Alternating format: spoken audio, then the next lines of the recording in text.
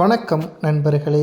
சிறகடிக்க ஆசை சீரியலில் அடுத்து என்ன நடக்கப் போகிறது என்பதை சுவாரஸ்யமாக இந்த வீடியோவில் நாம் முழுமையாக பார்க்க போகிறோம்.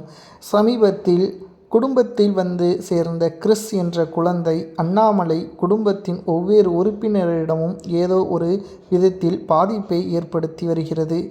குறிப்பாக விஜயாவின் வக்கிரமான மனதிற்கு கிறிஸ் ஒரு பெரும் உறுத்தலாகவே இருக்கிறான். தற்பொழுது கிறிஸின் திறமையை வெளிப்படுத்தும் விதமாக ரோஹிணி வரைந்து கொடுத்த ஒரு ஓவியத்தை கிறிஸ் நான் தான் வரைந்தேன் என்று மனோஜிடம் காண்பிக்கிறான்.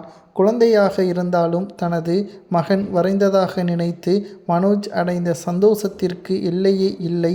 அந்த மகிழ்ச்சியில் விஜயா என் மகன் வரைந்த ஓவியம் என்று உற்சாகத்துடன் மனோஜ் அந்த படத்தை அனைவருக்கும் காட்ட சொல்கிறான். குடும்பத்தினர் அனைவரும் ஓவியத்தை பார்த்து அதன் நேர்த்தியை பாராட்டி மிகவும் நன்றாக இருக்கிறதப்பா கிறிஸ் என்று குழந்தையை உற்சாகப்படுத்தினர். அப்பொழுது மனோஜ் வழக்கம்போல் பாட்டியான விஜயாவிடம் காட்ட சொல்ல விஜயாவோ தனது வெறுப்பை வெளிப்படுத்த ஒரு வாய்ப்பாக இதை பயன்படுத்தி கொண்டார்.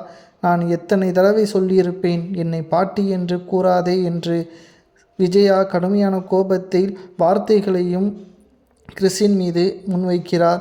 அந்த அழகிய டிராயிங் பேப்பரை சரமாரியாக கிழித்து அங்கேயே குப்பையாகவும் வீசி சென்றுகிறார் விஜயா. அதிர்ச்சியான ரோஹிணி, அண்ணாமலை உட்பட அனைவரும் விஜயாவை கடுமையாக கண்டிக்க முத்துவும் மீனாவும் ஆவேசமாக அவரை திட்டுகின்றனர். என்னம்மா இது, ஒரு குழந்தை வரைந்த படத்தை இப்படியா செய்யலாமா, உனக்கு மனிதாபிமானமே இல்லையா என்று முத்து கேட்க விஜயாவோ வழக்கம் போல தனது வாதத்தை அடுக்கடுக்கி வைக்கிறாள். கிறிஸ் விசாரித்த ரோஹிணி, விஜயா செய்த செயலால் மொத்த குடும்பமும் முன்னிலையில் ரோஹிணி தலைகுனிந்து நிற்கிறார். கண்களில் நீர் திரள அனைவரின் முன்னிலையிலும் அசிங்கப்பட்டதாக உணர்கிறார்.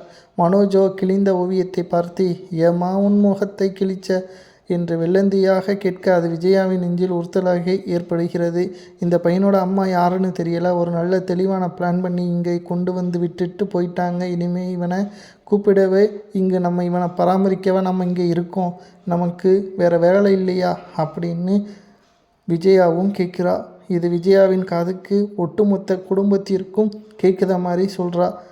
முத்துவின் முடிவை நோக்கிய நகர்வு. மறுபக்கத்தில் ரோஹிணி தனது தோழிகளிடம் இந்த ஒட்டுமொத்த விஷயத்தையும் பற்றி பேசி கொண்டிருக்கிறார். கிறிஸ் விஷயத்தில் எப்படியாவது தான் மாட்டிக்கொள்ளாமல் இருக்க வேண்டும் என்று அவசரப்பட்டு அடுத்த பிளானை செயல்படுத்த வேண்டும் என்று யோசித்து கொண்டிருக்கிறார் ரோஹிணி. இந்த கிறிஸ் விஷயத்தில் வேறு ஏதாவது ஒரு பிளான் பண்ணி இதை முடிச்சுவிடணும் என்று ரோஹிணி தனது முடிவை சொல்கிறார். அதை கேட்ட வித்யா என்ற தோழி புத்திசாலித்தனமாக ஒரு அட்வைஸை சொல்கிறார். ரோஹிணி, நீ எந்த பிளானும் போட்டு தேவையில்லை, பிரச்சனையில் தான் முடியும். முத்து மற்றும் மீனா 2 பேரும் என்ன செய்யணும்னு முடிவெடுப்பார்களோ அதை நீ செய்ய விடு, அதுதான் உனக்கு ரொம்ப நல்லது என்று எச்சரிக்கிறார். ஆனால் ரோஹிணி அதை கேட்கும் நிலையில் இல்லை.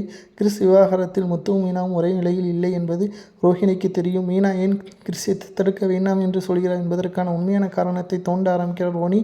முத்து எதற்காக மீனாவை பார்த்து கிறிஸ் தத்தெடுக்க வேண்டாம் என்று சொன்னார், அந்த காரணம்தான் எனக்கு தெரியணும்னு ரோஹிணி தன்னுடைய தோழியிடம் சொல்கிறாள்.